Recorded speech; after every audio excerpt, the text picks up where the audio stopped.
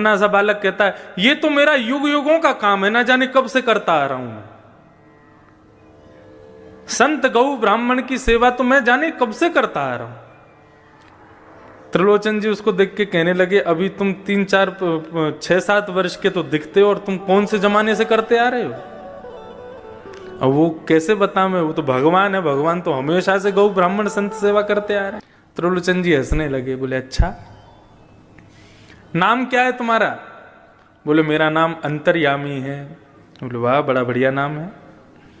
तुम्हारे माता पिता कौन है। बोले मेरे कोई माता पिता नहीं है। बोले अच्छा हमारे यहाँ काम करोगे। बोले कर तो लूंगा लेकिन शर्तें हैं मेरी। त्रिलोचन जी बोले क्या शर्तें हैं। बोले सबका भोजन मैं बनाऊंगा लेकिन मेरा भोजन आपको बनाना पड़ेगा।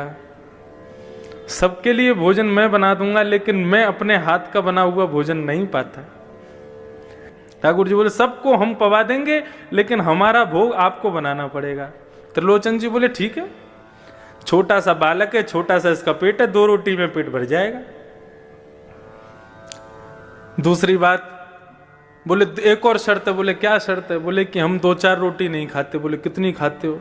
बोले 2 सेर आटे की रोटी खाएंगे हम। अब त्रिलोचन जी की पत्नी कहने लगी सेठानी जी बोले कोई बात नहीं, पूरे दिन में तुम सबको हजारों लोगों को पवाओगे, 1-8 सेर आटे की रोटी हम तुमको खवा दिया करेंगे, कोई बात नहीं।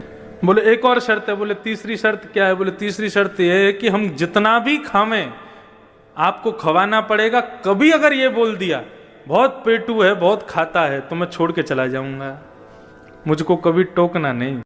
बोले नहीं हम क्यों टोकेंगे, हम कभी नहीं टोक। भगवान अंतर्यामी ने सेवा करना शुरू किया।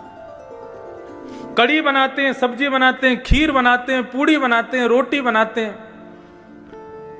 अकेले बैठ करके बनाते हैं और सब संतों को पवाते हैं, सबको पवाते हैं। सब लोग अपनी उंगली चाटते रह जाते हैं, ऐसा स्वाद। और सबसे बड़ी कमाल की बात तो यह कि कितनी भी पंगत आ जाए कभी भी सब्जी कम नहीं पड़ती। और सबको पवाने के बाद फिर ठाकुर जी स्वयं बैठते हैं, सेठ सेठानी पूरे दिन बना बना के खिलाते हैं, पूरे दिन खाते ही रहते हैं। रात्रि में अपना भोग आदि से निवृत्त होकर फिर मालिश करते हैं, तेल लेकर के त्रिलोचन जी के पैर दबाते हैं, हाथ दबाते हैं, शरीर की पूरी मालिश करते हैं। वर्षों से सेवा कर रहे अंतर्यामी भगवान, उनकी सेवा से त्रिलोचन जी की वृद्धता चली गई, बिल्कुल युवा जैसे दिखने लगे।